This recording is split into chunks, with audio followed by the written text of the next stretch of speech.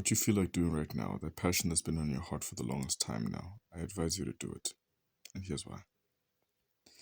So, a friend of mine was actually just telling me about the story of Moses in Exodus when Pharaoh, who was enslaving the people of Israel, he had, you know, enslaved them to the point where, enough was enough. And at this point, God sent Moses to go tell Pharaoh, hey, let my people go. Let them go worship me. Let them leave this place. And Pharaoh said no. And she highlighted the fact that God told him to do something knowing that the first attempt was going to fail.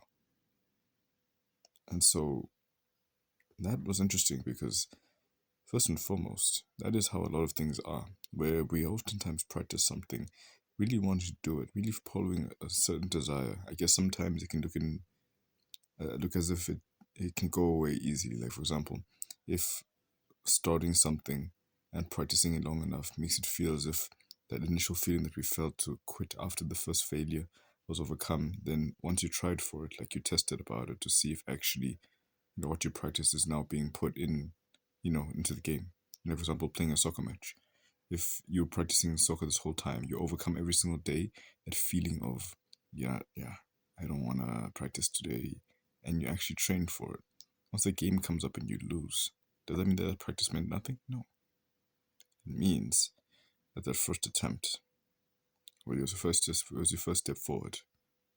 And it was a mighty first step because the beautiful thing about God is the fact that we learn through repetition. Not every single trial will always end in success, but every single repetition gets you closer to it. So I encourage you, whatever it is that you really want to do in your heart of hearts that you know was from God, because a desire from God doesn't go away.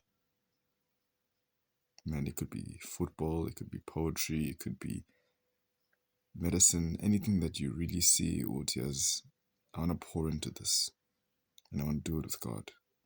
I want to advise you that first and foremost, failure will be a part of the process, but just as if a person who works out only focuses on the pain, they'll never truly grow.